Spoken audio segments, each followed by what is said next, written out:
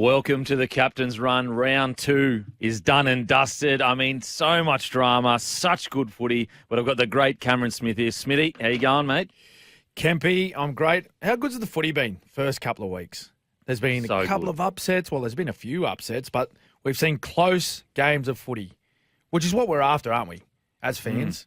Last year and the year before, in particular, like there's blowouts and there was a bit of a gap between the top teams and the teams not travelling so well. But all round, mate, some outstanding footy being played.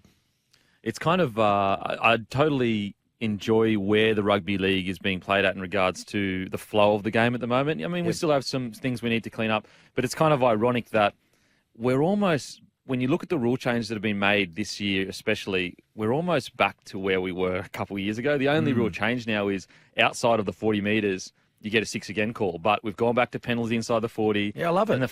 I love it. I think it's perfect. Yeah. We're in a good spot. Yeah.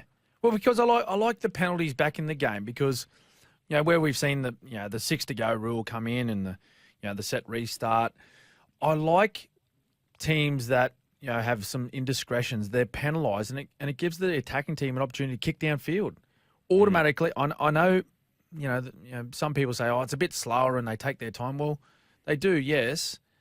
But the good kickers, they take 30, 40 metres off the opposition, then straight away they're on the attack. I love it. I love it. It's fantastic. And when you look like the good kickers, 30 to 40 metres, and then they get a set on top of that, you're looking at about a 70 to 80 metre set if you go really well. Whereas the 6 again call, you might get 30 metres max, 20 metres extra. Yeah, well.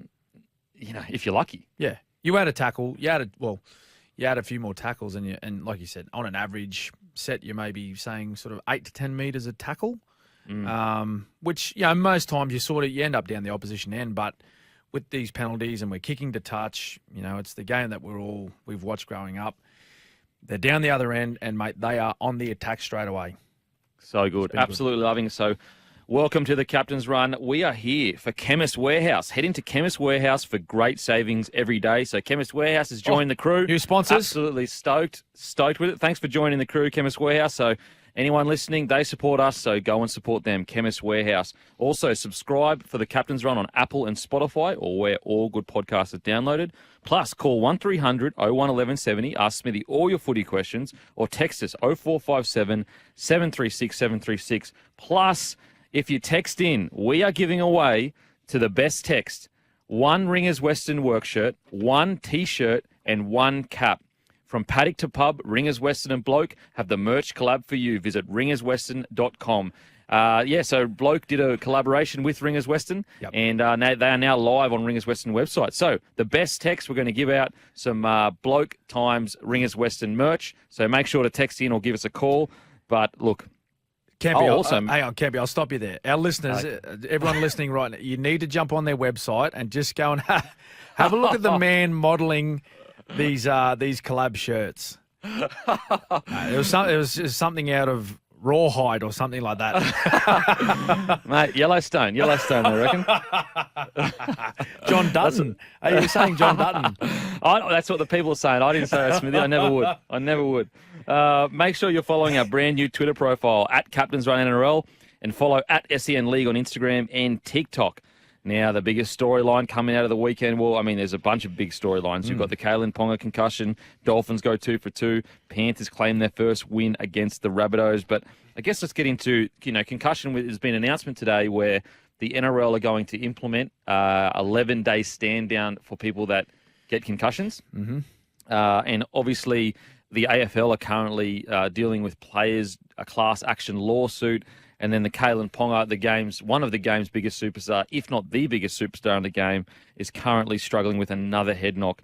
I guess it's such a delicate topic, isn't it, Smithy? It's so hard to give your opinion, I guess, on Ponga's situation because it's different for everyone. So it's hard to kind of gauge where it's at. How do you feel about the whole situation, mate? Yeah, it is. And again, we spoke about this last week. The number one thing is of course the player safety, player welfare, and particularly, we all want our football, our players out there playing every week, particularly our superstars. We want to see people like Kalen Ponga playing each week, lighting up our television screens. But you're a long time retired. I still remember, that quote when I was playing in my career, guys that finish the game or have been finished the game for quite some time, they always said that, like, you're a long time retired. So, for guys that are lucky enough to play, at the elite level for a decade, Kempy, that's 10 years of their life. But then when they finish, say they retire at,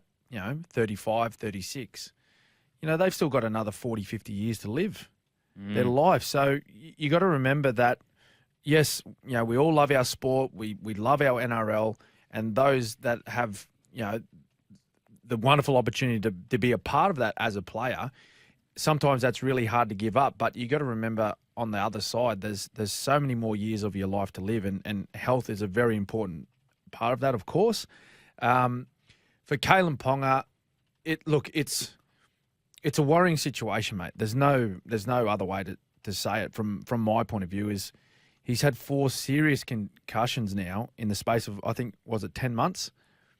Yep. So it's a very short space of time to have these serious concussions. And the one on the weekend was another bad one where it was a direct head clash. You seen straight away, lights were out. He went down on the ground. And the other worrying thing is that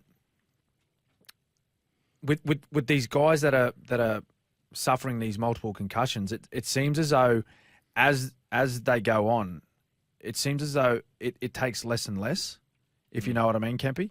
It seems as though it takes, the knocks become a little bit more minor each time, but they're still getting knocked to the ground and having these heavy concussions. So, when they're banked on top of each other, they seem as though that it takes very little for these people to get knocked out. So that's the worrying thing for me. Like, of course, I'm no medical expert, but I'm sure, Kalen will be having some time away from the game now.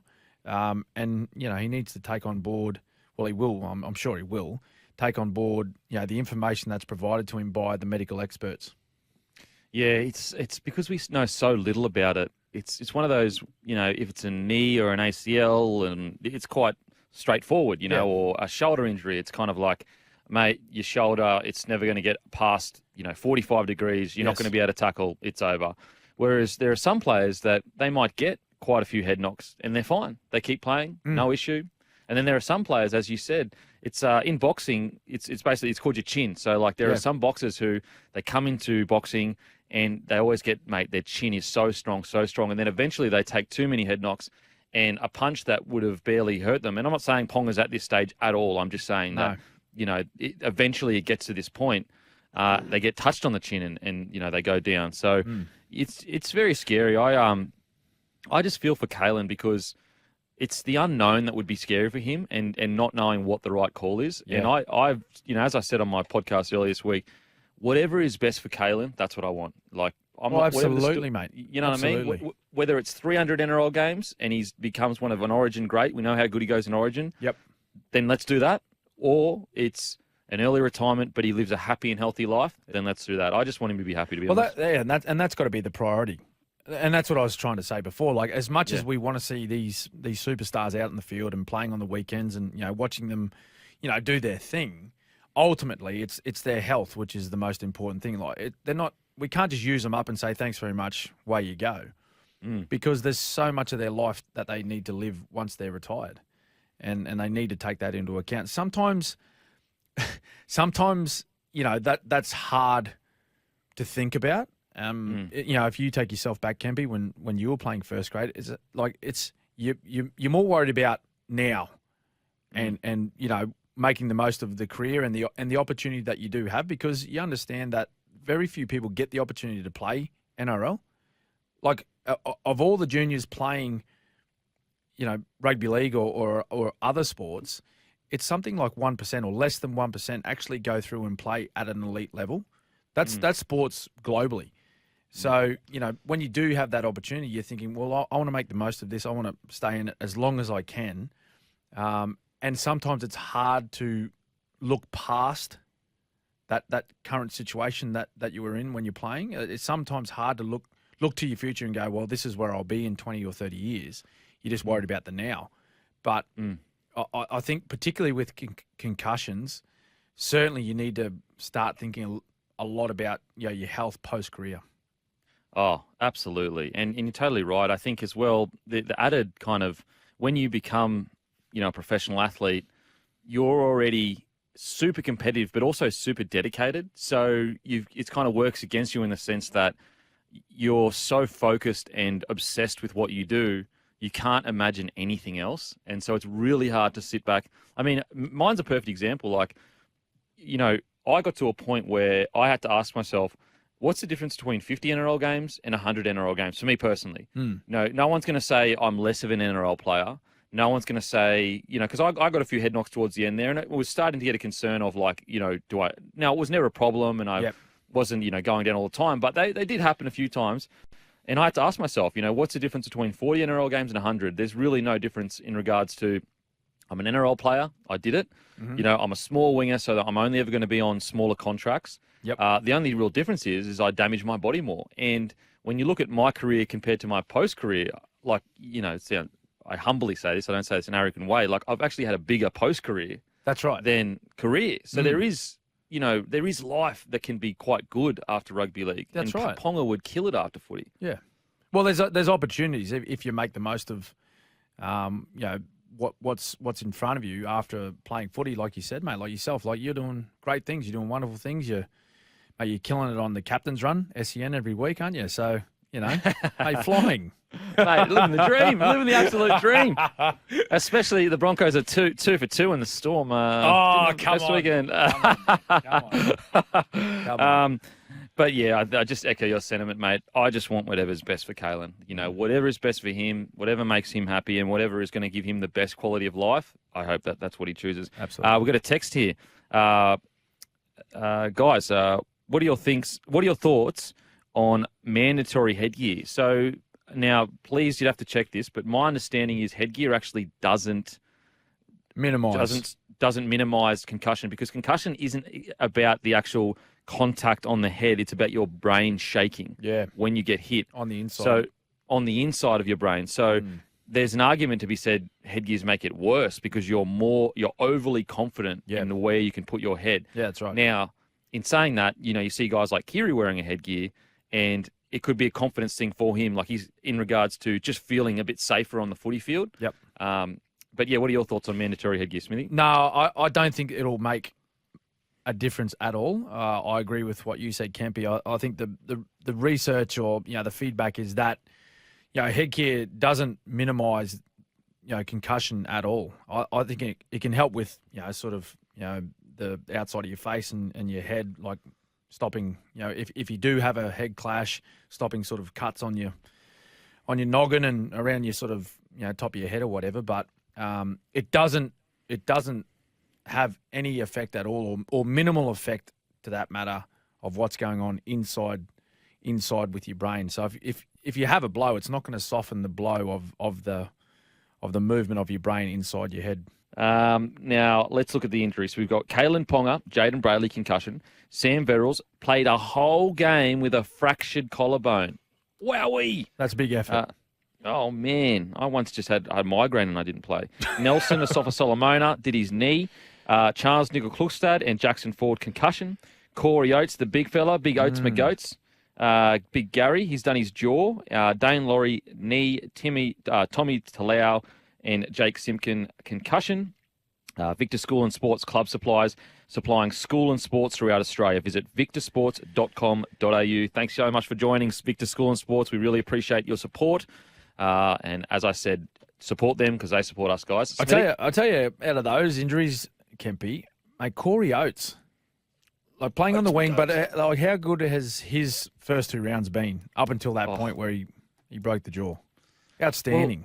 Well, he's been absolutely outstanding, and I think people forget how, like, he had a couple of years where he was a bit quiet, but he was one of the most damaging. Some of the carries that he takes are the toughest carries in the game. Yeah, I know it's early days, but the form that he was in the first 2 rounds, round 1 against Penrith, he was outstanding. He took a lot of tough carries. He got the Broncos sets away to really good starts, just carrying the ball direct and strong. He come up with a couple of drop balls at the end of that game, but up until the last couple of minutes, he was so good for the Broncos. He was in state of origin form. Yeah, agreed. So he would have put himself in contention. Unfortunately, now he's going to be out for roughly 6 to 8 with a broken jaw, which was unfortunate. And the other big one for me, Big Nas.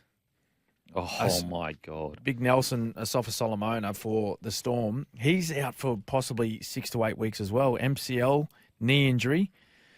I don't know with my Storm boys. Oh, mate. I'm a little bit concerned. It is Bellamy's toughest challenge, I think, in his career. Like, outside of maybe, 2010 and 12, when those kind of years where he's made that incredible run back. Yep. I think it's genuinely his toughest challenge because he's in an injury crisis. Plus, I know that Melbourne Storm would never say the word rebuild, but he's almost in a reset stage to a degree. Yeah. And to lose Big Nelson, he is your guy. Go forward. Christian Welsh, he's coming back from an injury. Completely different player too, Kemp. Yeah. At the moment, he's playing some good footy. He does a lot of his good work, Christian Welsh, defensively. He does a lot of work that goes unnoticed. His main threat in attack is, he's a strong carrier of the football, but he's not going to skittle people like Big Nelson does. His biggest threat is, going into the line, sort of spinning the defensive line, offload, and then they play a bit of second phase. But, when you got a guy like a dummy half like Harry Grant who relies on big men skittling players, getting markers unset or having no markers there at all, and then his ability to run quickly and directly out of dummy half, it's a concern for me. They're lacking those couple of big men in the middle. They've got a lot of great workers, don't get me wrong, a lot of great workers, a lot of fit players that do a lot of great work in the middle, but without Big Nelson there, he is the intimidation factor in that forward pack. Oh, absolutely. And it's a chain reaction too, because you also had Cheese last year to help Nelson and help Harry Grant with those quick play the balls. And so you lose Cheese, then you lose Nas, and also you lose Pappenhausen at the moment as well. Yep. And so it's like a chain reaction of momentum that you've lost in games because you've had multiple momentum shifters gone Jesse now. Bromwich. Yep. As well. Yep, absolutely. He was always the big, the bloke locking them in the middle. But a bit happening for Melbourne at the moment. I'm sure if there's going to be, one coach that can make them bounce back, it'll be Bellamy this week. Oh, absolutely. Absolutely. Now let's get to some texts. Guys, what are questions they ask you during a HIA? Scotty from Cronulla. Smithy, what are the questions? Well, there's two phases of it, right? So if there's a concern for a player may have suffered a concussion or a knock to the head, there's an assessment on the field first of all, and those are pretty straightforward questions, like what day is it, roughly what part of the game are we in, what's the score, who scored last, and if the trainer's satisfied with those answers, the player can stay on, and with just his physical appearance. So is he standing upright without swaying or any type of symptoms towards a concussion, like he's a bit sort of loose on his feet and eyes a bit all over the shop. But then the tougher ones come if you are removed from the field for a HIA assessment. So you go inside, you go back into the dressing rooms, and then there's a sequence of questions as well as some physical tests. So like some balance tests, and then the doctor will ask you you have to name the months of the year backwards. Oh wow, I can't do that normally. He or she will give you 6 different words at the start of the test. And remembering they're off for 15 minutes. So let's say you get off and they ask you at minute 1, they tell you 6 words at minute 1. At about 13 or 14 minutes, you got to repeat those 6 words back. So it's a pretty difficult and stringent test that they put on you to be able to get back on. So at any stage, if you fail any of those, that's it. Your game's over. Would you be able to do that now? We should do it now. I should give you 6 words now. Mate, I was going to say, is my wife a concussion doctor? Because she does that every night. She tells me a story and then asks me to repeat it an hour later, and I fail every night. Oh, wow. So there, that was it's great question because not many people know. Scotty from Cronulla asked that one. So, yeah, it's a pretty she's a pretty tight ship that they run as far as guys that are removed from the field and then have to come back on. It's pretty difficult. They have to, and remember we're talking about footy players here, so. As you said, Not mate. exactly Einstein. As you said, mate, like you struggle at the best of times. And I'm a winger, mate. I'm not even in the middle. The Dolphins going back-to-back now. Not only have they gone back-to-back, Smithy, they have beaten 2 top 8 sides from last year. Yep. Incredible. Outstanding performances. We all, of course, remember round 1 when they knocked off the Roosters. Very few people would have tipped them in that first up game, but they come out and played an outstanding game of football. It was a great day just for rugby league at Suncorp on the first Sunday in round 1. But then last week it was a different victory. It was a tough effort, wasn't it? It was a tough effort to stay in the game, Kempy. A couple of things went against them. They had a couple of sin binnings, particularly the one that was a bit of a G up. The last one, O'Sullivan when he hit Hutawira and Naira. He's kicked the ball and he's like. O'Sullivan's barely moved. He's pretty much just run into him, and they put him in the bin. It's just, I don't know what they're looking at there, but they hung on. They hung on and won against a pretty gritty Raiders side. We expected the Raiders to go up there and play that way after going down only by 1 point against the Cowboys, but 2 from 2. Just what a way to start in your very first season in the NRL. Oh, mate, it's absolutely incredible. And what I've found so entertaining and also exciting is that watching the games, although, yeah, I think the round 1, there was a lot of aggression and passion and line speed, I actually think, they're not winning games on pure emotion. It doesn't seem like they're shooting out of the line and just getting by pure energy. Yeah. They're actually getting through sets, getting good field position and building pressure. Yeah. Or everyone except for Felice Kafusi. Yeah, what a weapon. Wow, rib tickler. Oh, he got Hudson Young on the weekend. Oh, yep. And he's not going after little fellas. He's going after the big forwards. He's getting the big boys. He got Brandon Smith round 1 and then Hudson Young on the weekend. And just, I heard Joey's comment, might have been, what was it, on the Sunday? He just said that's a good lesson for all those ball players to make sure they're always running north to south down the field. Don't go sideways. Don't go looking to the outside because someone's going to give you a nice little rib tickler at some stage. And he got Hudson Young on the weekend with a beauty. They're just playing. They're just playing a great style of footy. They're out there. They look like they're playing for each other, Kempy. And I'm sure, like, if you look at a team like West Tigers, if they just sat down and looked at a Dolphins performance, like you can't say that. The Dolphins have got a much better lineup or a squad on paper, but like just say, hey boys, like look at the small parts of the areas of their game. They're playing with a lot of effort. They're playing for each other. They're playing committed. Let's try that this week and see what happens. Mate, I totally agree. Actually, my biggest takeaway from the weekend is there was a lot of talk about expansion and did we have the talent in the player pool to do it. Yep. But I think that the way the Dolphins have played, it shows that it's actually not the talent that we lack. It's good systems and coaches that we lack in the NRL, in my opinion. What are your thoughts about that? Oh, there's probably a bit of both, mate. This subject has been, tossed about over the last 18 months to 2 years, and I think it's a little bit of both. I think we're sort of lacking a bit of coaching and also young talent coming through as well. Still, like everyone's caught up in this Dolphin things, and look, it's great. It's fantastic. I mentioned last week on the captain's run that they're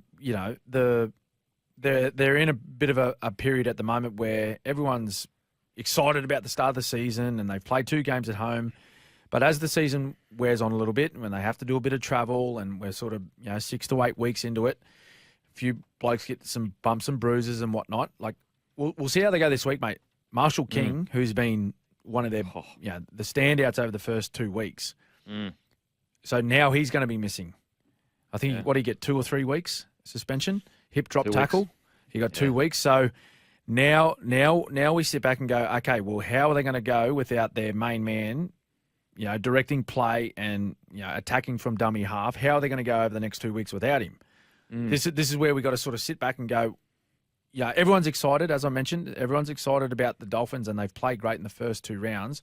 But how now will they respond when they've got a couple of key men out? They're on the road. They've got to deal with the travel. Are we going to see the same performances from them as we have in the first 2 weeks? Yeah, no, it's a great point. It's such a long season. You often forget how, Broncos a few years ago, they came out, won their first 2 games, and everyone thought they were going to be in a grand final. Well, then we won the spoon. Won the spoon, mate. Well, I'll tell you what, Kempy, and I'm sure you'd be aware of this because you do your homework and your stats and all that sort of stuff. Do you know how many times the Broncos leave Queensland for the rest of this year? Oh, I think it's like 2 or 3 times. There's 25 weeks left. Yeah, 2 or 3 times. I think it's 3. 3 times. Yeah, I think that's fair. I think they go. I think that's fair. I think it's New Zealand. They go to Melbourne, and I think they travel to Canberra. That might be. I don't see a problem with it. You know what? You know what? Let's be conservative and say 4. They go to Sydney. So Sydney, Canberra, Melbourne, New Zealand. The rest they're playing. They're playing in Queensland. Oh, sorry, they're going 1 game to Darwin against Parramatta. Mate, it's set up. It's set up for you, mate. Brisbane are battlers. If you do not win the premiership this year, you're kidding yourself. Mate, we're just poor little battlers up in Brisbane, mate, and we just need a little bit of help. We've been left out in the cold for so many years, and the NRL's finally just said, you know what, we'll give you a little bit of help. So I don't see anything wrong with it, mate. I think it's fair. Yeah, I think it's fair. I thought so. I thought so. Now, let's get to some text here. Boys, not to take away from Paul KP, but if you're selecting Origin after 2 rounds, who's fullback, Hammer or Walsh? What do you reckon, Smithy? Mate, well, it's a good question, and I think, particularly, Billy Slater has to start preparing for maybe KP not being there because there's so much uncertainty around his immediate future. Reece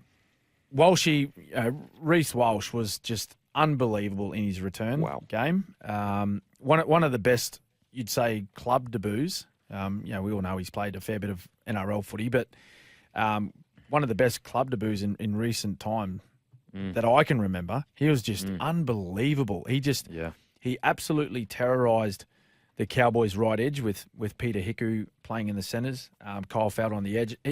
He just, when he got the football and he was sort of running half pace, he had that little sort of goose step.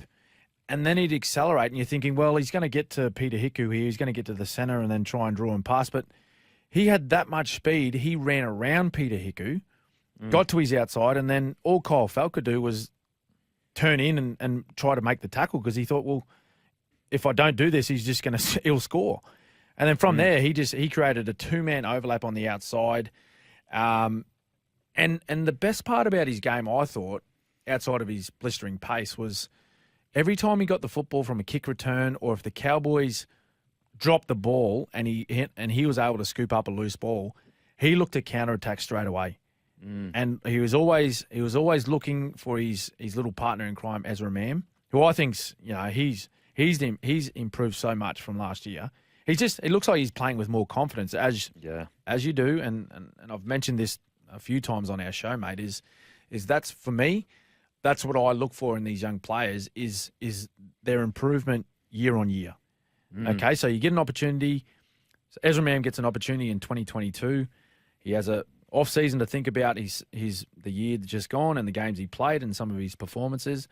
Then has a long preseason to work on some things he wants to get better at. And then I want to see them come out and be better at certain areas of their game than what they were the season before. And he certainly has done that. Oh, absolutely. And his defence is outstanding. So going back to that question, I had to select a fullback. It's a difficult one because the Hammer's been great. He's played both games and he's been heavily involved. He scored, how many tries has he scored? 3 in the first 2 games? Yep. I think he scored 3 tries. He scored a double in the first and then a third try in the second game, I think it was. So heavily involved, and he looks happy. He looks happy playing fullback. He was in the Origin squad all of last year. Both players, they wouldn't look out of place, and I think Billy would be confident putting both players in the one jersey, if I'm honest. I mean, Hamiso is such it's so typical of Wayne to get these guys that all the talent in the world and they come in and, where is their position and how do they play? And then they just go from a guy that's a bit unsure of where he fits in a footy team to a key position at fullback and playing as well as he is. But as you said, the key is he looks happy. He looks stoked to be there. Yep. And that's what Wayne does so well. Yeah. Well, mate, you were coached by Wayne and you'd understand the way he does things. It's not so much long meetings and watching vision of the opposition. It's just building an environment for the players that they're happy and content and that they get the best out of themselves on the footy field. Speaking of being happy, we've got a text here. I know Cody Walker plays with passion, but how do we tone down his anger aggression on the field? From Lee of Briz. Look, I'm of the mind of there are certain players that you want to be smiling and happy, and there's certain players that play good in anger and passion. That's who he is. That's who he is. Yeah. You want him amongst it. Yep. I reckon there's a balance for Cody. I reckon there's sort of like a tipping point for him where, when he's confident and he's playing aggressively, particularly when he's got the ball in his hands and he's running the ball, he's taking the line on, I think he's great. I tell you where an area where he could look to try and improve is when opposition players get under his skin. They know, mate. They know. Like they pick you out. Like they know the guys that they can bait and sledge and take your mind off the game. Like Cody Walker is such a good player that he's going to be a target for opposition teams if they know that if they can get under his skin a little bit and he stops thinking about his football, it's going to take away from the bunnies and the way they play. So that's, for me, that it's a balance for him. He's, as you said, mate, he's very good when he's thinking playing aggressively and taking on the opposition, but he's got to try and shelve all the stuff that he hears from the other side. Just shelf it. Just don't worry about it. And think of it as a compliment to say, well, these guys are at me because they know that I'm a good footy player and I'm an important part of my team's chances of winning. Yeah, absolutely. Yeah, I mean, you're totally right in regards to balance. I think it's almost like in attack you want him super aggressive and passionate, and in defence you want him to be just calm, level-headed. But we're going to head to a break. After the break, we've got plenty more to talk about, including the Penrith Panthers' first win. Welcome back to the Captain's Run with Cameron Smith and myself. Thanks to the SEN app. Download it today for free in the App Store and listen anywhere, anytime. Time now for Best Hands. Thanks to Schnitz, the great Schnitties. They're back. Cannot wait to get my hands around a golden, delicious handcrafted schnitzel. But who do we have this week, mate? Well, we've got one man taking out the 1 point and the 2 point. It's our man, Latrell Mitchell. So 1 point for his effort. Try-saving tackle on Panthers' second rower, Luke Gardner, in last weekend's game. Fantastic. He's great defender defending the try line there. 2 points. It was his no-look pass. One-hander. Did you see this one? Flick pass. That set up Isaiah Tuss's try against the Panthers. Just incredible. Fantastic. He nearly got the 3 points, but I had to go this man. He seems to pick up points every week. Ronaldo, your man, Kempy. My man. Ronaldo Mulitalo took the intercept against the mighty Eels to set up Will Kennedy's third try of the match. He started talking about guys that have played well to start the year. I know they didn't win first up, but Ronaldo Mulitalo, very good again, round two. Have we sorted out the state of origin eligibility stuff? Oh, surely, wow. get him in a maroon jersey. Come on, get him in. Come on. New Zealand's in Queensland, isn't it? Oh, has been in the past. Surely. That's thanks to Schnitz. Bite into golden, delicious, handcrafted schnitzels. Now, we've got some texts here. Hey, Goat and Beak, do you think that it's best for Newcastle to play Ponga at fullback and put Gamble at 6? Thoughts? Josh from Erskine Park. Thoughts, Smithy? Oh, well, if you're thinking, minimising KP's tackle count, yeah, of course. But that may not be the best thing overall for the footy side. Is him going to 1 and not playing 6. But, given he's copped a pretty serious head knock last weekend, you're thinking protect him. But, and unless you're part of, their squad and, the coaching staff, like it's hard to say what's best for the Newcastle Knights. From a simple point of view of saying taking him out of the front line and putting him at the back where he may have to make, 5 or 6 tackles a game, you'd say that would minimise, you don't say, it would definitely minimise the chances of him, suffering a concussion for sure. Welcome back to the Captain's Run with Cameron Smith. We are here for Chemist Warehouse. Head into Chemist Warehouse for great savings every day. As we said earlier in the show, guys, brand new sponsors come on board. They support the Captain's Run, so support Chemist Warehouse. But let's get into also have your say throughout the show because you have a chance to win a Ringers/Bloke work shirt, T-shirt or cap. And also for all the Rockhampton listeners or Gladstone or Mackay, I will be up this Friday at 6 p.m. local time at the Great Western Hotel. Myself, Guru, Timmy, and Maddie doing a live bloke show at the Great Western Hotel. Wow. So make sure to get down, have a beer with us, come say hi, watch the footy, all that great stuff. But confirmed this morning that the Eels have re-signed Brad Arthur until the end of 2025 season. Mm-hmm. Now, Smithy, here's Brad Arthur's record with the Eels. 226 games coached, 122 wins, 106 losses. That's 53% winning rate. 1 grand final, 1 wooden spoon, 5 finals appearances, 2017, 19, 20, 21, and 22. What are your thoughts on the re-signing of Brad Arthur? Well, I think it's great for the club, to show their commitment to Brad and to say to all the players, look, this will be the coach moving forward. I think with this contract, Kempy, I think Brad Arthur will become the longest-serving coach Parramatta has had in their history. They've been around for some time now. They've had some great coaches across that period of time, some wonderful players as well. But I think it just shows the commitment to, Brad and them knowing that he's the right person for the club. I think their CEO has come out and spoken about, the contract that he signed and saying, the players love him. They've seen many of, particularly these younger guys coming through now, develop and become better players under his coaching and his guidance, and that the club has gone from strength to strength under his tenure as head coach. So they clearly think that he's the right man for the job moving forward over the next few years. That winning rate, 53%. That's probably on par with most coaches in the competition. Craig Bellamy being a standout, of course, with a huge percentage of winning rate. But last year, come also close, almost took it out of premiership. They got to the grand final, as we know. I think it's great. I think it's great from that the players, particularly those guys that are sort of in this period now of thinking, do I stay on with the Parramatta Eels? Do I re-sign and commit myself to the club? They know now who the coach is going to be for the next 3 to 4 years. But I don't think Brad Arthur gets enough credit for where he's taken this club. We have to remember when this bloke took over, they were a shambles, an absolute shambles of a club. Now, as we read out those stats, yes, okay, they won 1 spoon in 2018, but outside of 2018, they have made the finals every single year. Yeah. Every single year.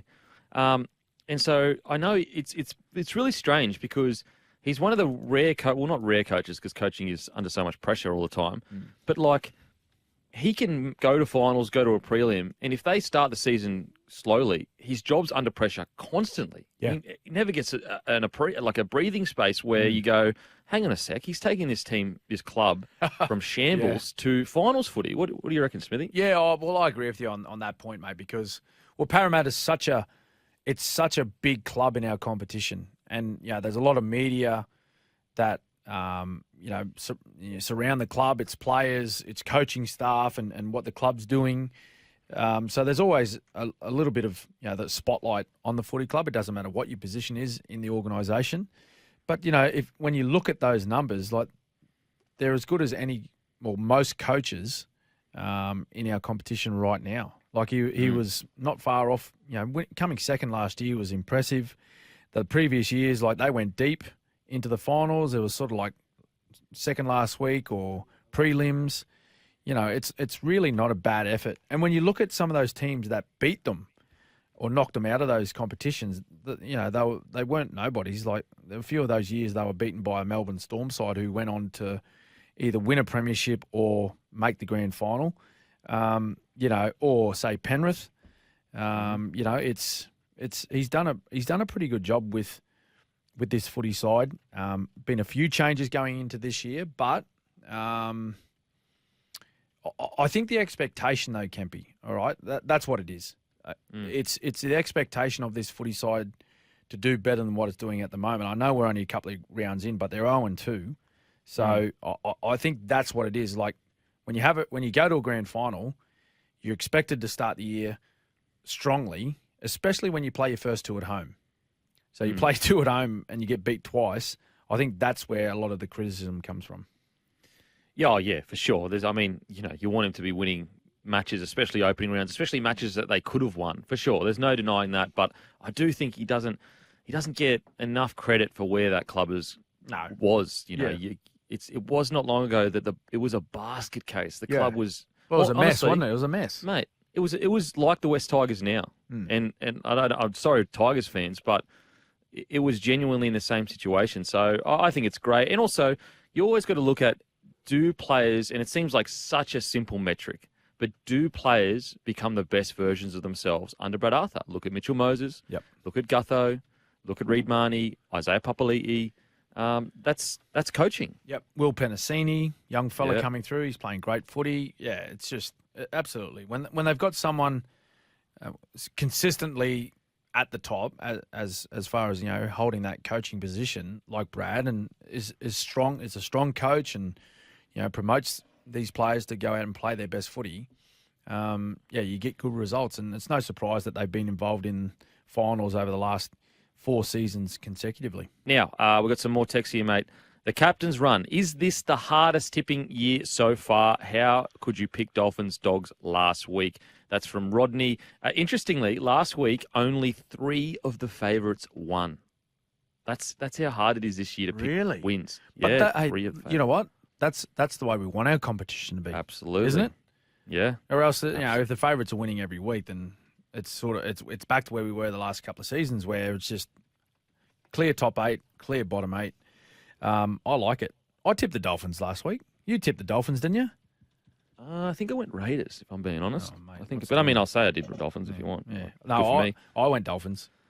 I tell you what's funny is obviously we don't sit here and call ourselves experts, but you can have someone in a workplace right now that's probably going 6 for 8 each week, and we try and analyse every game, we watch every second, and get absolutely smashed in the tipping. Get 3. Oh, man. Seriously. Yep.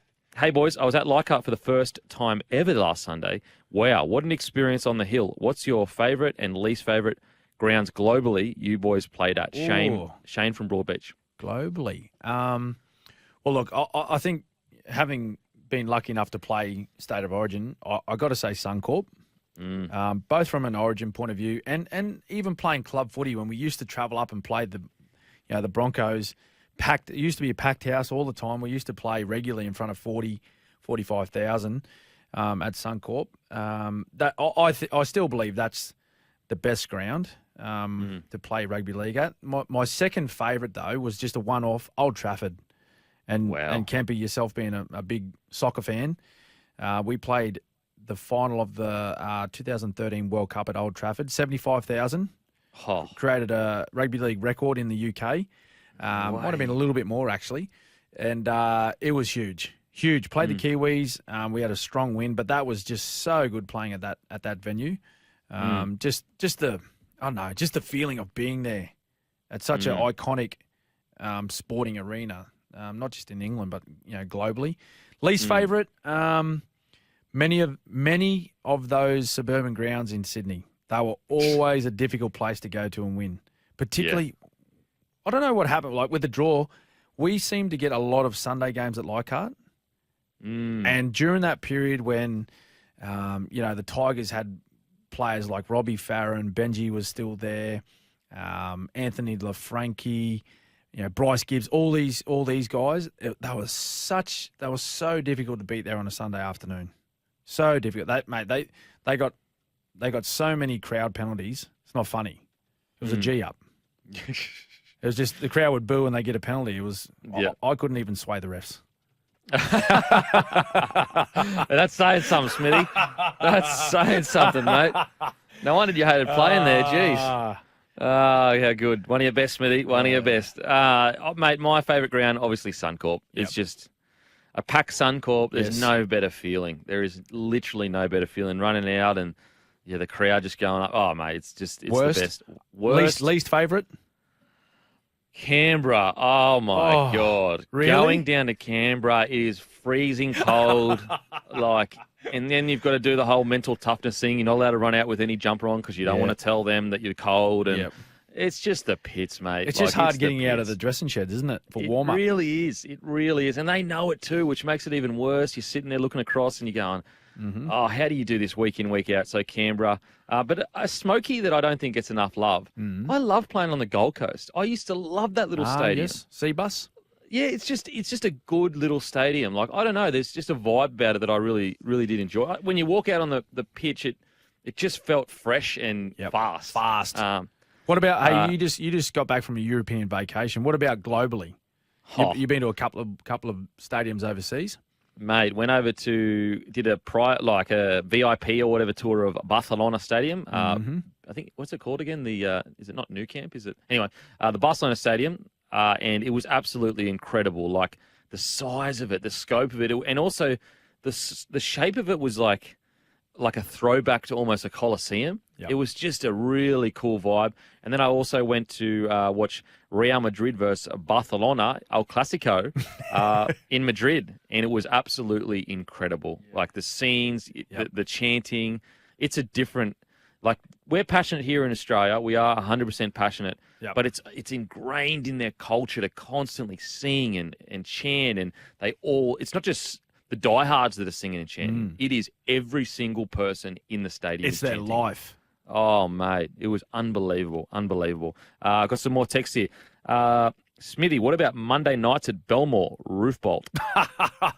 Monday, not my favourite. I think we may have only played one Monday night game there, and I'm pretty sure we got dusted up. Yeah, not great. Got some more texts here. Cam, we all know you love Shark Park. I didn't until Matt Checken put me in the bin for 10 minutes. Oh, one of the best moments in rugby league. Oh, geez. Smithy, what was your holy schnitz moment of the week? Yes, I was watching this game on the weekend, and mentioned it a little bit earlier in the show, but if you missed it, it was Felice Kafusi's hit on Hudson Young 2 weeks in a row. He just hit him in the guts, and I actually heard Hudson Young say over the audio, "Holy schnitz." He may have been saying that when he was on the ground, on the elbows and knees. His ribs. Holy schnitz. That's what he was saying like that. Mate, I think I heard it What too, a cracker. actually. Now that I think of it, I think I heard him yelling "Holy schnitz" as well. Seriously. I know I yelled "Holy schnitz" when it happened. What about you, mate? What do you have? Mate, I had Tim Sue, oh my God, Tim Sue beating Tony Harrison to win the interim WBO junior middleweight title. When he was uppercutting him, as each uppercut hit, Tim Sue was literally yelling, "Holy schnitz, holy schnitz, holy schnitz." Mate, what do you watch a bit of the fight game? Yeah. What is doing when the referee is just standing there and some bloke is getting uppercutted? Just 1, 2, 3, I don't know how many, like 4 or 5 uppercuts. Like, surely he knows it's over. Get in there and stop it. Oh, mate, that was just very that was poor reffing. Like, he definitely should have stopped it. I think in the rest defence, even though he definitely should have stopped it, in the rest defence, he hadn't been dropped before. He hadn't really been, wobbled. I think he got wobbled maybe once before that. So I think he was just trying to give the guy an opportunity to, work his way out of it. Was he going to? Nearly died, seriously. Goodness me. I was just like, no, stop it. Yeah. No, that was poor refereeing. There's no... And look, it's hard. You obviously got to care about the boxer's safety. There's no denying that. And that's essentially their number one job. Yeah, that's right. But I guess the tough thing is if they stop it too early, they get crucified by the fighter by saying, you didn't let me go out my shield. Yes. You didn't let me... Yep. And so... Gotcha. But still, it was a very poor call watching a bloke get wholly snitched in the head the whole time. Didn't do anything about it. Smithy, who are the top 3 players in the world right now? Oh, geez, that's a difficult one to answer, given we've only had 2 weeks of football. But I guess going off, if I went off last season, right? If I went off last season, I'm going to toss up 6 for you, and then you can decide for the 3. So James Tedesco, I think no-brainer. He's got to be in that top handful of players. Joseph Manu, of course, he won the Golden Boot last year for International Player of the Year, or best player in the world. Cam Munster, although didn't play last week, had a compound fracture out of round 1. I think he's got to be in there. Nathan Cleary, of course, we all know what he's been able to do with the Penrith Panthers. So consistent over the last 3 seasons. And then you think of guys like Tommy Turbo. So when he's on the field and fit and playing well, I think he's got to be in that 6. And let's not forget about the current Dally M medalist, Nico Hines. So he was voted. He was the best player in the NRL last year, as voted by the judges. So, if I give you those 6 names, Tedesco, Manu, Munster, Cleary, Tom Trbojevic, and Nico Hines, I think they are the top handful of players in rugby league. Yeah, I mean, I'd have to agree, obviously. I think my top 3 right now, taking in everything in regards to their best game, but also consistency over the last few years, it'd be Nathan Cleary, James Tedesco, and I'm going to say Latrell Mitchell, just because, like I know, he's had a few injuries over the last few years, but just the impact he has on that Rabbitohs side, he's just incredible. And also his ceiling, when he turns it on, we watch the game, Penrith versus Rabbitohs, like the game's on the line and Chelmit just goes, okay, I need to do something absolutely phenomenal. And he does it every time. It's incredible. So they would be my top 3 players. And then basically 1 to 17, the Brisbane Broncos after that. I was waiting for that. I was surprised there wasn't a Broncos player in there. Mate, we're just battlers, as I said. Yeah, of Poor course. Brizzy, mate, we just get left out in the cold all the time, recruitment-wise, everything. Yeah. Just battlers, mate. Of course. Hey, boys, love the show. What are your thoughts on the Hastings and Talau scuffle after the game? Also, can't wait for Friday to see you and the boys in Rocky Kempy. Thanks, Dylan. Can't wait to see you, mate. What do you reckon of the scuffle with Hastings and Talau? Dill from Rocky. Oh, look, I thought it was a bit schoolboyish. I think, if something needed to be said or they wanted to have a discussion, just get off the field, boys. Get out, get away from the public eye. Still plenty of people at the ground, and the TV cameras were obviously there because Hastings just finished an interview. He did an interview post-game and then turned around, did a 180 and went directly over to Talau, and then it all sort of erupted. And the comical thing out of it was almost, did you see the ground security? Yeah. Mate, he was lingering around. It's like he almost knew it was going to happen. He went straight across. Yeah. Straight across. Well, during the interview, you see him in the background. He's got the high vis bib on, and I think he stopped and spoke with Talau, and it was almost like he knew what was coming. Because as soon as Hastings went back and they had a little word, and then he got a shove, like he was there, ready. Yeah. Mate, you're totally right. I noticed the exact same thing watching it, only just on the screens here. Yeah. You're right. Like, if the security guard didn't already know something was up, he wouldn't have known to immediately walk towards them. Yeah. Because he would have just thought, 2 footy players talking after a game. That's right. Anyway. Wow. But, yeah, I just think, hey, boys, look, if you got something to say to each other, get off the field. Do it back in the sheds. Do it back in the sheds. Agreed. I agree as well. I think... is it the end of the world? No, it's not. No. But if you've got words to say, do it away from the cameras so no one can accuse anyone of being fake or doing it for the cameras. But also you can say your piece and just sort it out like that. But I mean, the thing is, I look at it and I go, surely Talau isn't just filthy. It didn't look intentional. No, that's right.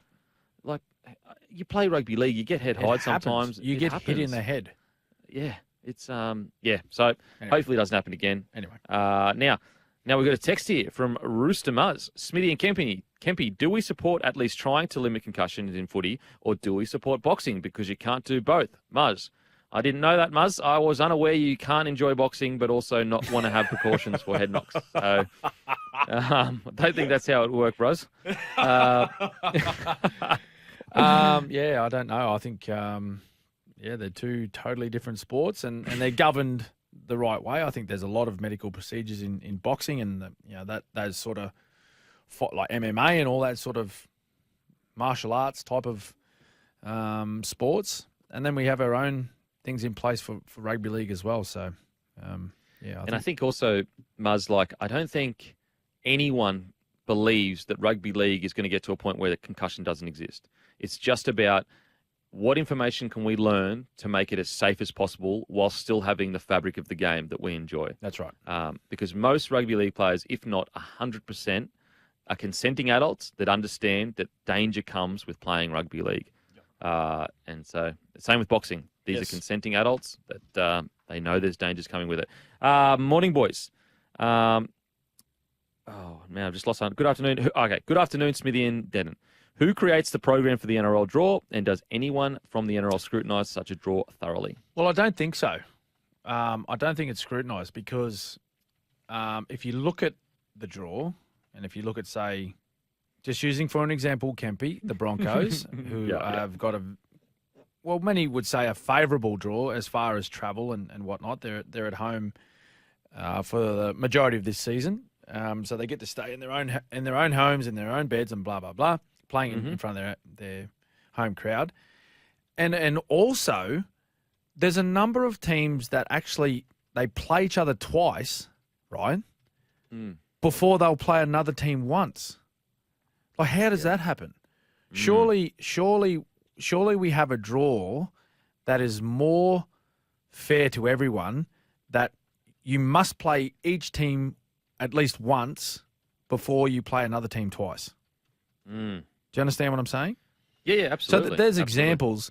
There's examples of I remember the last couple of seasons in my career where we'd play a certain team twice in, say, the first 6 or 8 rounds. We'd play them twice, but then we wouldn't play a certain team until like the final month of football.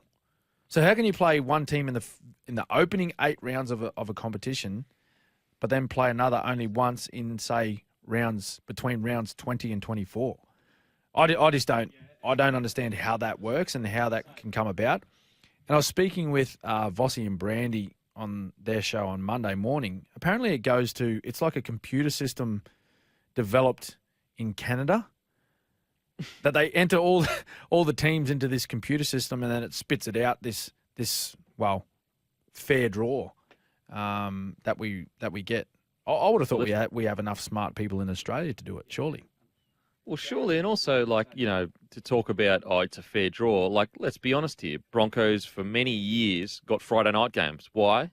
Because they get the biggest ratings. Yeah. And that factors into it. Of course. The networks, that's understandable. Yep. Yeah, and so, that has a say in regards to, where things are played, all that kind of stuff. But I agree with you, mate. It is a bit strange that you see some teams that they'll play, I forgot which one it was, but, they'll play the Bulldogs round 6, and then round 9, they play the Bulldogs again. And you're going, what's going on there? Yeah. Surely there's a better way to do it. Yep. Yeah. Well, that's the biggest thing for me is that they don't play the entire competition once before they play them again. Like there's times where you play one, maybe 2 teams twice before you'll play a team once. It's just, that's a little bit confusing for me. Welcome back to the Captain's Run with Cam Smith. Time to see which young players are climbing up the Bailey ladder. Workside trusted for 60 years, over 60 years. Absolutely incredible. Segment brought to you by Bailey's Ladders. Make sure if you need a ladder, Bailey's ladder is the ladder you choose. But, Smithy, who we got climbing the ladder? First young player climbing the ladder. I'm happy for this young man, but the result for the team that he played for, not so happy. Jacob Preston from the Bulldogs started for the very first time last week against the Melbourne Storm. 21-year-old. He played 76 minutes, scored a try, had 1 line break, 4 tackle breaks, and made 39 tackles. Now, if you can produce those numbers, Kempy, in Melbourne against the Storm, mate, you can do it anywhere, really. Yep. Incredible. So he is my first nomination. Second one, Isaiah Katoa, playing in the 6th jersey for the Dolphins. He's 19, had 1 line break assist, 1 try assist, 21 tackles against the Raiders in just, as I mentioned, his only his 2nd match. Fantastic again. Young man's got a huge future if he continues on this path that he's on. And the third nominee for myself is Jermaine Hopgood. He's had a cracking start to the year. In a losing side in round 1 against the Storm, he was almost the best player on the field. Well, in my opinion anyway. His numbers were huge, had plenty of carries. He made the 2nd most tackles, I believe, or 3rd. He made something like 55 tackles. But last week, it was just his 11th game of his career. Ran for 145 metres, 2 try assists. Fantastic. Wow. Just he's going so good, Kempy. Oh, Jermaine Hopgood. He's one to keep watching. That's Bailey Ladders, bringing safety and efficiency to the worksite for over 60 years. This is a captain's... before we get to the break, we've got actually a media release. Breaking news. Media release. Breaking news. Just come across me desk, Smithy. Right. Just come across me desk. What do we got? The Australian Rugby League Commission has approved changes to the NRL's head injury protocols, including introduction of a mandatory 11-day stand-down following a diagnosed concussion. The Commission approved the new stand-down procedure following a review of the data and advice from a range of experts. The new requirement, which applies to concussions diagnosed both at training and during games, will take effect from Thursday, 16th March 2023, being the commencement of round 3. V'landys said, there is no greater priority for us than player safety. It's front and centre of everything we do. Well, that's great. It's great that the game is backing up the players, and from Peter V'landys' own words, there's no greater priority for than player safety. It's front and center of everything they do. It reflects the comments we made earlier about the most important thing is about player safety and making sure that their health is number one above all. Being out there on the weekend and playing footy, it's making sure that their future is preserved, and it's gonna take some time for teams to adjust to these new protocols. It's for players, particularly players in key positions like a Kalen Ponga, now that have to sit out 11 days, and in most cases that's going to be 2 matches, Kempy. They won't be available for. They're going to be able to. They're going to have to adjust and be able to play without some really important players in their footy side. So that's the one thing that everyone's going to have to deal with. As in the comments you just made there, it's not just in games. It's whether sometimes players they get concussions at training also. They experience concussions just from training drills and whatnot. So they can pick up an 11-day stand-down period from an incident at training as well. It's not just from games. So be prepared to have players in your teams having to sit out maybe a couple of games throughout the season through these protocols, these new protocols that the Commission has pushed through. But at the end of the day, it's all for player welfare. And it's to prevent further injuries to our stars of our game. Yeah, I tell you what, I mean, it's always talked about, it takes a squad of 25, it takes a squad of 30 to win a premiership. But I think now more than ever, the squad is so important to make sure that you're balancing the squad correctly. You've got key positions, taken care of in regards to depth. Yeah. And I also think, we're probably going to get to a world where the squads are about 40, 45 because of the rotation of players now. Do you think this may now? Do you think this could lead to changes in the way teams train, Kempy, and prepare? So they take risk out of training where they minimise contact sessions or the way the intensity of contact sessions, because you can't afford to have someone suffer a concussion at training now. Like completely understand that concussions may happen in a game, and you're out there playing, and you want them playing 100% and they need to go as hard as they can. But when you're at training, that would be an extremely frustrating thing to happen, is to lose a player for 2 matches from a training drill. Oh, absolutely. No, I think that they'll definitely be taking it on board, because that's the last thing you want. It's such a fine balance, though, because, rugby league is such about toughness and fitness in tough areas. Like, the only way you build that is by training through tough. training. So, Exactly. Yeah, Yep. really, really tough situation in regards to balancing that. But we're going to head to a break. Welcome back to the Captain's Run. I am so excited because we have Rabbitohs 7, Lachlan Ilias on the line. Lachie, you there, mate? You there, mate? Yes, can you hear me? Lachie. Yep, we can hear you. Mate, I think, you know what? I think we're getting sabotaged by our producer, who is a Roosters fan. Seriously. Come on, Tom. Come on, Tom, mate. Mate, come on. Yeah, not the week. Lachie, mate, how you going? Obviously heading into a massive clash. How's the headspace, especially after the crazy game you guys had last year? Yeah, it's positive energy is high at Redfern, and I think we started the season pretty well against Cronulla in week 1, and last week obviously didn't go the way we wanted to, but whenever we verse the Roosters, we look forward to it, and no better than this week. Now, mate, 29 games into your career, do you feel like you've finally found your feet at the club? Like, Kemby just spoke about before in the break, that you just look much more comfortable in that jersey now. Yeah, I think I just had a better preseason. Last year, the year before, sorry. Oh, what's happened? Oh, no.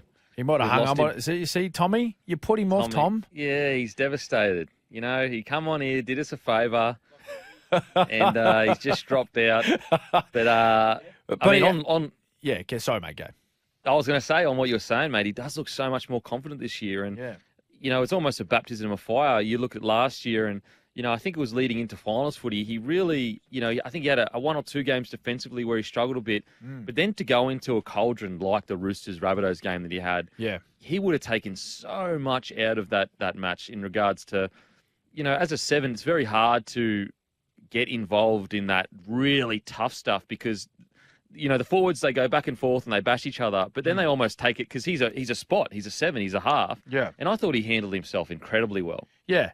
And the thing too, like if you remember back to last year, they played him in the week before as well. So they played him back-to-back games, and the first game was a seesawing sort of match as well. I think the Chooks got the win that day, and then they come back the following week, same venue. And the Rabbitohs, it was that game where how many people went to the bin? Oh, was it something like 7? Was it? I was going to say 4, but it was much more than 4. It was massive. And then you got the injuries as well. And the injuries, so and the way he handled himself through that match and to get the team through it was fantastic. And I don't know, he just seems, and when we say comfortable, we're not saying he looks like, well, this is my jersey and no one's taking it off me. He just looks a lot more at home. He looks a lot more settled. And it goes back to, these young guys just, continuing to learn and challenging themselves to be better. And the thing about being a half, sometimes being better than the season before is not through sort of like the physical actions as far as like kicking or passing. Sure, that's part of improvement that we need, but sometimes it's more around like your mental space as well, and how you manage a game, how you can stay composed in big matches and big moments in games where your team needs you to come up with the right decision. And I think we keep saying it's early days. It's only 2 rounds in, but certainly in these first 2 matches, he seems more at home and more comfortable having that responsibility wearing the 7 jersey.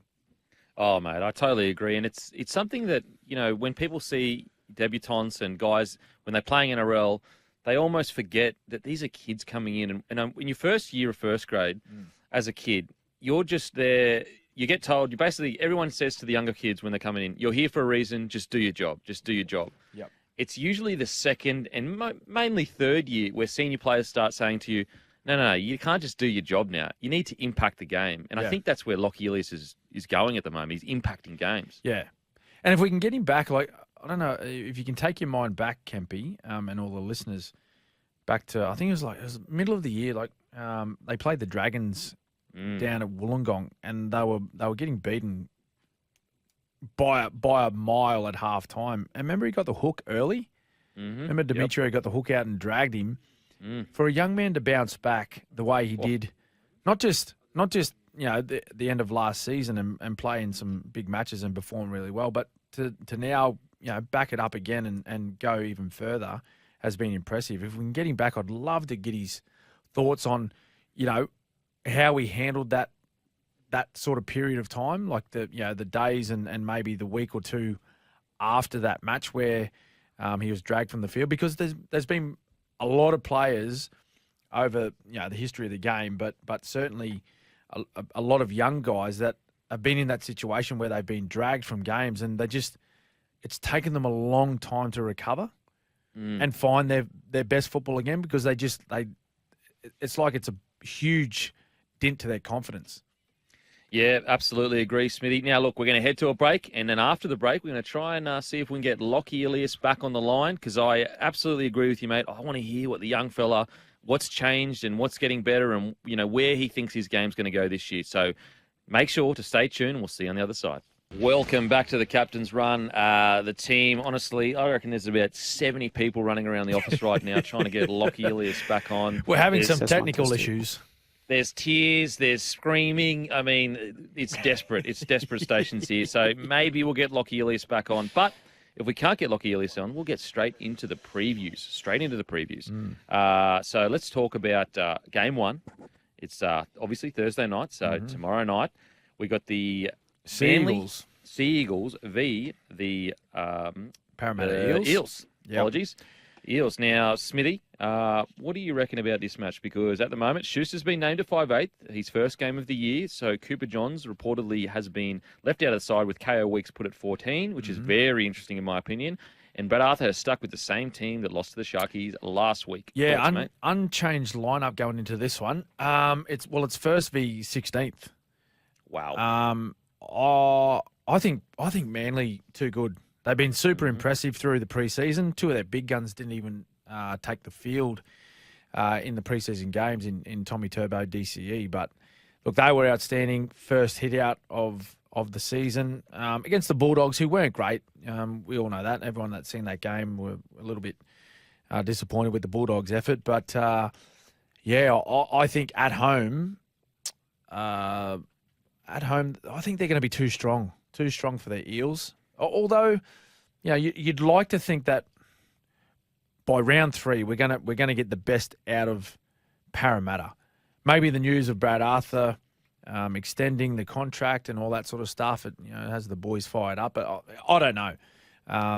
But I just think Manly at the moment they're strong, and Schuster, as well as Cooper Johns played in round 1. I think Schuster being back in the footy side is going to make them an even more dangerous team. So I think Manly at home against Para. Yeah, mate, I'm going to have to agree. I really like what I saw from Manly. I think they're going to be, obviously it's a long season. Disclaimer, yep, round 2. It's only round 2. But I just love what I saw from them. And I love the fact that, Tom Trbojevic was in second gear and they still put on all those points. The Bulldogs, they went on to play well the following week, so it's not like they were playing a Bulldogs that doesn't know how to play. Yep. They just outplayed a decent side in the Doggies. My only concern with the Eels,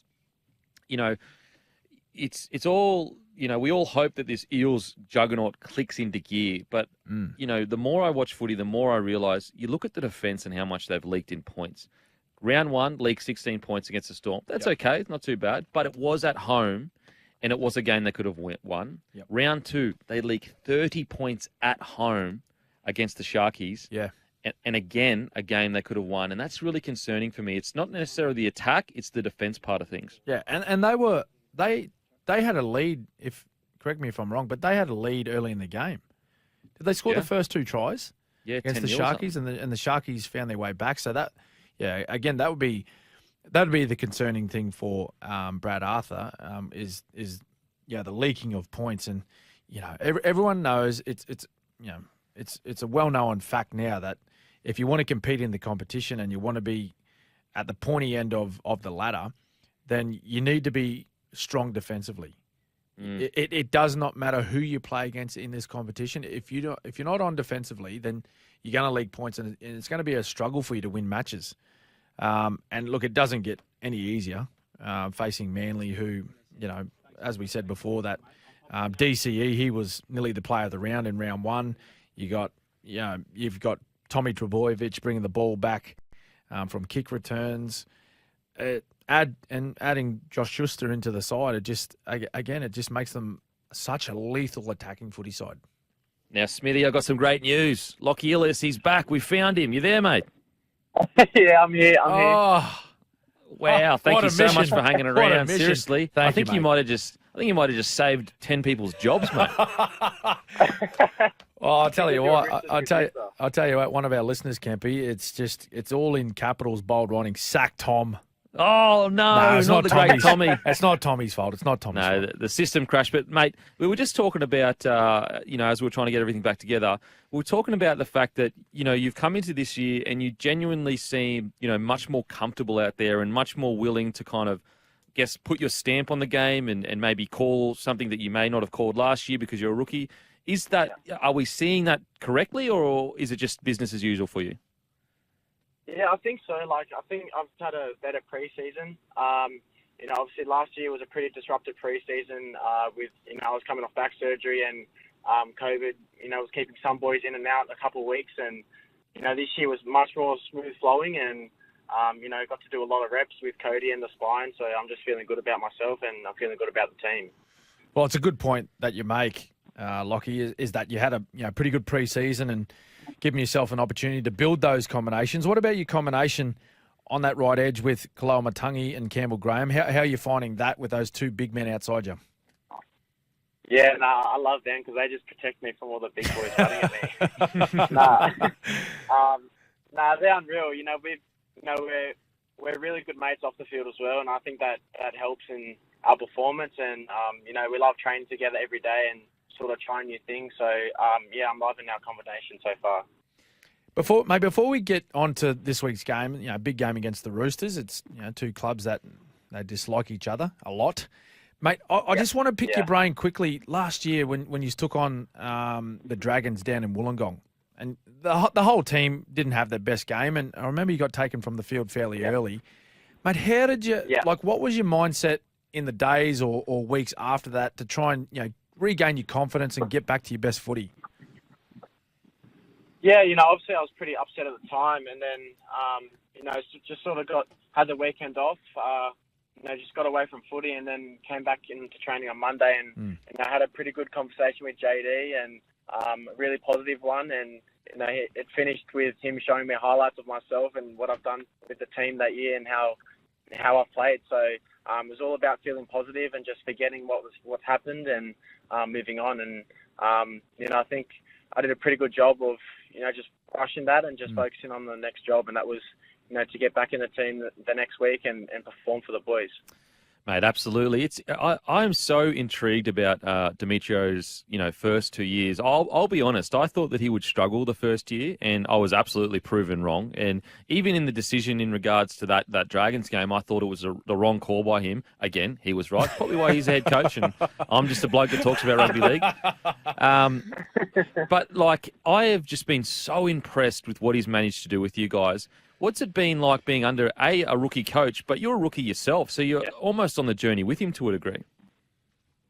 Yeah, I think there was a lot of talk about that last year. Obviously, Wayne leaving and then Breno leaving, so we were sort of in the same boat in a way. And we all got complete trust in JD. He was assistant coach for the past few years under Wayne, and he has been for other clubs as well. So we had full trust in him, and he's such a great person off the field, so it's easy to connect and talk with him. And so I don't think the transition was that different. It was pretty a smooth transition. So everyone loves JD, and look forward to hopefully winning a few more games this year. Righto, mate. Friday night, grudge match against arch rivals, the Roosters. Can you talk us through this rivalry that these two clubs have built over a long time? Is it real? Yeah. Yeah, Do you hate them? Real. You can ask anyone, and you ask John Sutton or Sammy.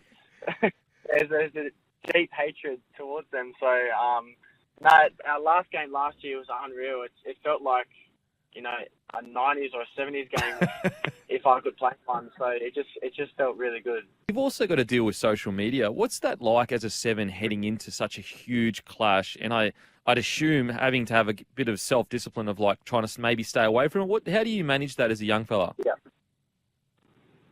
I think ever since I've come into NRL, I've been pretty good with, not reading stuff. I have people all the time saying, "Oh, do you see this article?" or "You see yourself in the news?" And I'm like, "No, I didn't." So, I think I've just tried to focus on what I need to focus on and listen to the people that I need to listen to, and everything else is just sort of external noise that that you don't really need to hear. And I think I'm just trying to be focused on myself. I'll tell you one book he does read, Lockie. It's the Book of Feuds. Oh, The Book of Feuds. Yeah. It's the famous book between the clashes between the Bunnies and the Chooks. Hey, Lockie, what about last year, mate? You got the opportunity to play in the World Cup. You represented Greece. What was that experience like for you? Yeah, that was unreal.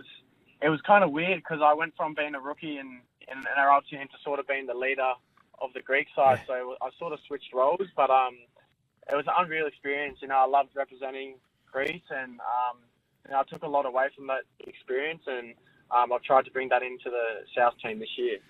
Now, Lockie, I'm hearing whispers here, mate. I've got a lot of people out in the traps. I'm hearing whispers they were calling you the Greek freak over there. Is that true? Everyone's a Greek freak over there. What was it like, as you said, going from being a rookie, but then, having to, I guess, lead, players a bit less experienced for you. Do you think that helped your game this year, giving you that confidence of like, okay, there might be guys that are older than me and more experienced or been around the traps a little bit longer, but it's my job to kind of speak up and direct a team around the park? Yeah, for sure. I think that was something that, I looked forward to before going to the World Cup, and it was something that I definitely realised while I was there. I had to be that dominant voice in the team, and, I couldn't rely on Cody, being that dominant voice, and I was the only person, calling the shots, and it was something that I took on board and something that, I've tried to take back to South this year, and it just all comes back to confidence, and, I'm more confident this year, and, people can finally start listening to me. Mate, speaking of confidence, big stretch outside you, Campbell Graham. Oh, now, is he a serial killer by night? Because he looks like one. What's going on with that? By day and by night, big fella.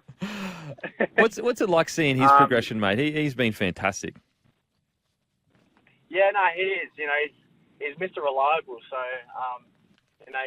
if your team's ever on the back foot, just give Stretch the ball, and he'll do a tough carry out of yardage, and sort of get you on the front foot. So I just throw him into the deep end, and he makes me look good. Now, with the 7 on your back, mate, it's important to have that connection with the rest of the spine. Tell us about some of the things that you've worked on, across the preseason to be a better spine this year with Latrell, Cody Walker, and Cookie. Yeah, it's been I think it's sort of been developing, the past year. Obviously, I said we had that disrupted preseason, end of 21, and we sort of just kept building on what we had finished off last year, and coming back to preseason, it felt like we sort of never left. We just fell straight back into shape, and we're just trying to take the extra step this year and just keep building those combinations. And mate, finally from me, expectations on the group this year. Like you probably would have had some discussions with the entire group and the coach about where the team should be come finals time. What are your expectations on the 2023 Rabbitohs? Yeah, I think something that we have spoken about is that, I think we've got to the last 5 prelims in a row, and it's something that we've talked about, but it's just not good enough that, we haven't won a comp out of them. So, yeah, we're just trying to take it 1 week at a time, and not trying to think too far down the track. But Mate, also, Cody Walker, they usually say they mellow out with age. Is he getting angrier by the day or what? angry. He's a cranky man. Yeah. He's so cranky. Yeah, you should ask Cookie if he's a cranky man. He's a great session. Mate, thanks so much for sticking around and joining us, Lockie. And mate, really appreciate it. And good luck this week. Can't wait to watch you kill him, mate. Good luck, Lockie. Thanks, boys. Appreciate it. Thanks, mate. Thanks, boys. There he is, the great Lachlan that Ilias. was What an good. absolute legend for hanging around like that. We really appreciate the players' time. They're so busy, especially heading into a big clash, Smithy. Yeah, I'm glad we got him back.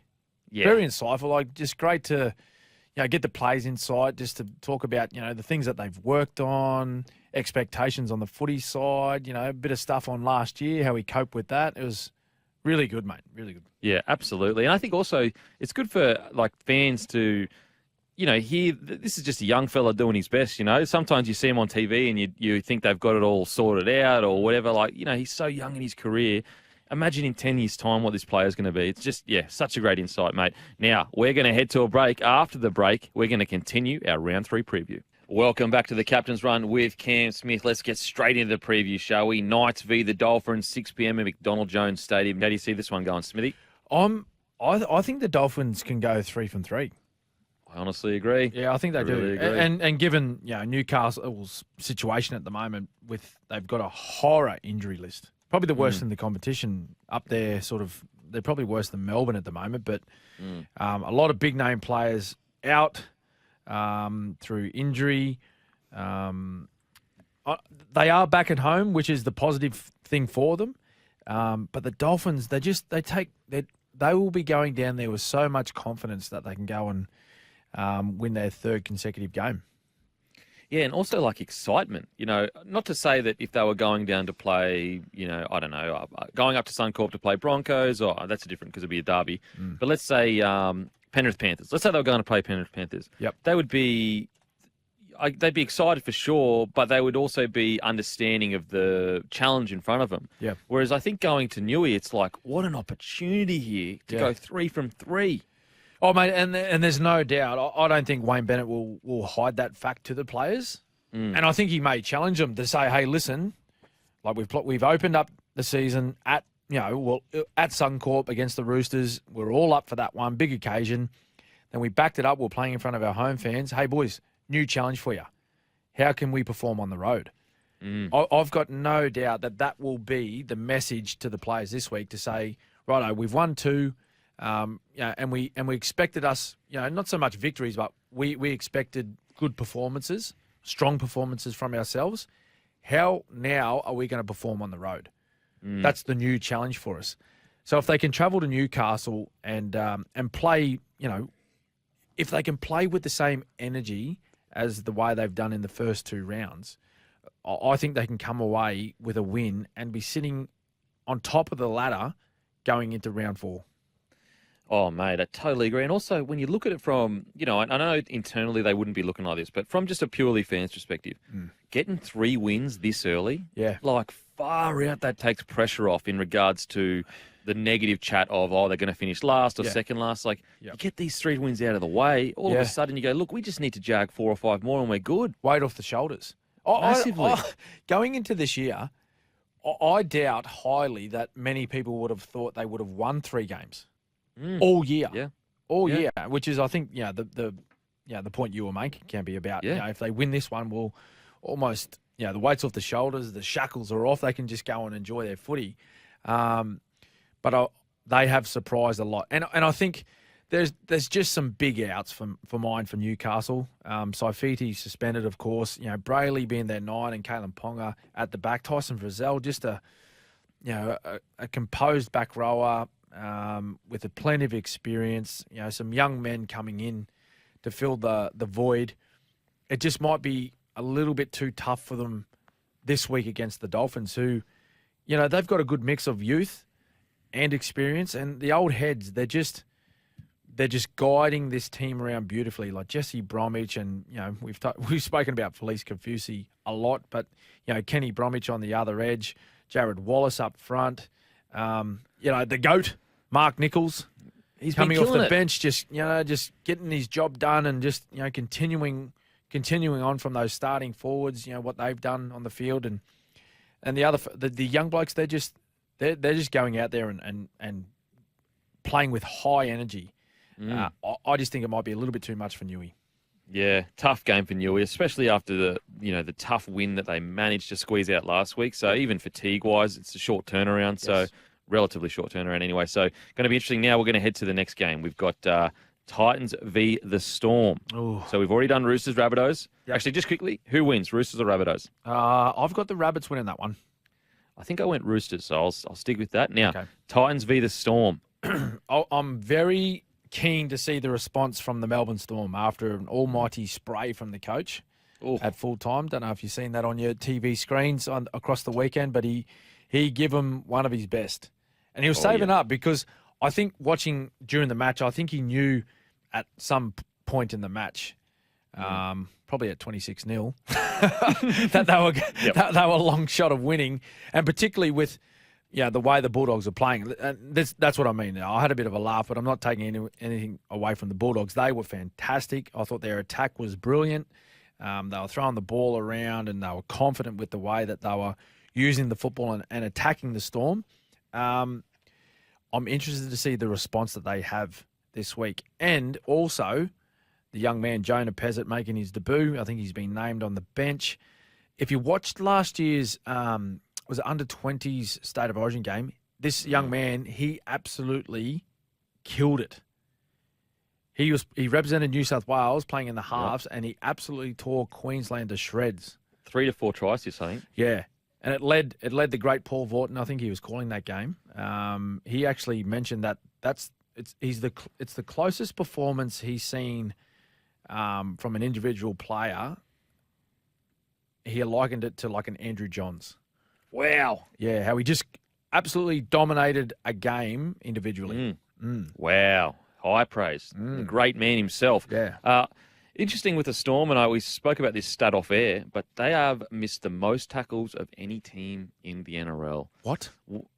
It's What's going after on 2 there? rounds. Yeah, I mean, very surprising. Wow. Look, I'm going to pick the Storm to get the win. Titans, unfortunately, you watched last week and you go, oh, man, like, this is the Titans over the last few years. They come out, they look like a top 8 side, and then the next week, it go, Well, can be apart. 12-0 after 34 minutes, and they go into halftime down. What? Crazy. Wow, like, I couldn't believe it. I really couldn't believe it. I thought I seen 12-0, and I thought, well, yeah, the Titans are going to get a good victory away from home here against the Dragons, but wasn't to be. Oh, mate, I don't know. Like it seems so obvious. Like defense, they just need to sort their defense. The Titans, they can score points. We all know that. So hopefully they can. Hopefully the Storm can bounce back, and it's going to be interesting to see Jonah Pezzett and how he goes because Munster, he's hitting 28 now, 29 now. Yep. Around that age. So 27, maybe 28, yep. Maybe in 3 or 4 years, Jonah is the next guy up. Who knows? And I'll tell you what, he's named on the bench. I'm just looking at the team list here. Named on the bench, but I wouldn't be surprised to see him start in the halves, Kempy. Okay. Yep, and Tyron Wishart move to the bench and have Pezzett put that, we'll start in the six position beside Jerome Hughes. And usually coaches name players like that on the bench to take pressure away from him. Yeah, Whereas a if he little bit. named him at 6, then he's going to be in every single paper everywhere about, he's the guy to replace Cam Munster, all that kind of stuff. Yep. Now, we're going to head to a break. After the break, we've got Cowboys versus Warriors and then the Broncos versus Dragons preview. Welcome back to the Captain's Run. Let's get straight into it. Cowboys versus Warriors, Saturday, 5:30 at Queensland Country Bank Stadium.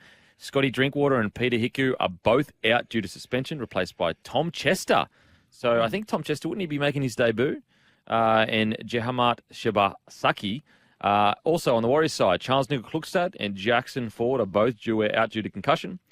Tane Tuipuku makes his debut. Apologies if I butchered it. I probably butchered it, so apologies. But he was actually really good in the trials. He makes his debut at fullback. Bunty Afoa starts and Bailey Sirinen joins the bench. How do you see this match playing out, mate? Yeah, I think it's going to be a great game. Like, you take Scotty Drinkwater, but in particular, I know Peter Hiku's out and he's been playing some great footy, but you take Scotty Drinkwater out of this lineup and it brings them back to the pack a little bit. Just like, I know you're a huge fan of Drinky and he provides that X factor for the Cowboys. He can produce, huge plays down in those attacking zones. It brings them back a little bit. I think they would have been extremely disappointed with their loss to the Broncos after starting the way they did. They played a great sort of opening 20 to 30 minutes where they play that power game. Jason Taumalolo in his first I think he played about 26 minutes in his first stint. He ran for over 100 metres in 20 minutes. It was crazy. So if he and the other guys starting in the middle for the Cowboys, Reuben Cotter and Big Jordan McLean, if they can get away to a good start against this Warriors pack, I think they can get the win. I reckon Toddy Payton's been. I reckon he would have had his backup after that loss to the Broncos because they had so many opportunities to win that match, but they let it slip. The Drinkwater sin binning in the end was the thing that cost them. They got 2 tries scored against them when they were down a man, but I think going back home will be too strong against the Warriors. The Warriors, although I reckon they've been pretty good in the first 2 rounds. Agree. I think the Warriors, I really like, we have to remember this is rebuilding for Warriors. Whole new coaching system, whole new coach, all new players, a massive clean out. With the Cowboys, I will say, though, the concerning thing, and it's only 2 games, the concerning thing, though, is it seems like a bit of a trend of this second half fade out. Yeah. And hopefully, that gets sorted. Because if it doesn't, you're going to have all these games where you're going to be like, going, oh, my God, we could have won that. We could have won that. Yeah. A heap of them through the year. And maybe that's the mindset that the Warriors have to take into this week. It's just say, hey, listen, let's stick with them. Let's just stick with them in the first 40. Even if we can go into the sheds, maybe 6 down or even equal, we will finish over the top of them. Yeah. Absolutely, just hang in there. They've got the firepower to do so, mate. And if there's ever an occasion, Kempy, to do it, it's this weekend. Their captain Tohu Harris, he's playing his 200th NRL game, so big milestone for the big man. He's been incredible this year. Also, like with the Warriors, if you go and watch that Warriors-Roosters game, they could have won that game. They just made some really poor errors at crucial times. At crucial times, they'd built all this pressure, won all this field position late in the game, and just didn't capitalise. So it's not like they're not there or thereabouts. Yeah. But I think Cowboys get the win. Now, on to Broncos v. the Dragons. Jesse Arthur's replaced Corey Oates on the wing. No changes to the Dragon team that beat the Titans last week. How do you see this one going, mate? I'm going to back the Broncos in. It's music to your ears. I think they're going to be 3 from 3. Just really impressed with the way they're playing at the moment. They're playing with a lot of enthusiasm and energy. The most pleasing thing for me, though, is their defence. So good. Like they're very hard to score against.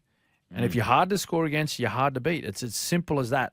For the Dragons, though, they're coming off a wonderful victory last week. I thought a lot of their younger guys played extremely well, led beautifully by Ben Hunt again. We had him on the show last week, and he spoke about, just the expectations on the team this year and getting away to a good start. Well, they were ready to go.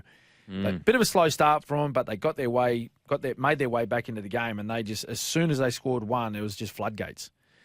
Yeah. What I loved about the Dragons was their pack was hunting together. Like they really were working in tandem. And, we often see these games and you look at, some players' stats and you go, oh, well, statistically they were all right, but they lost the game. How'd that happen? Yeah.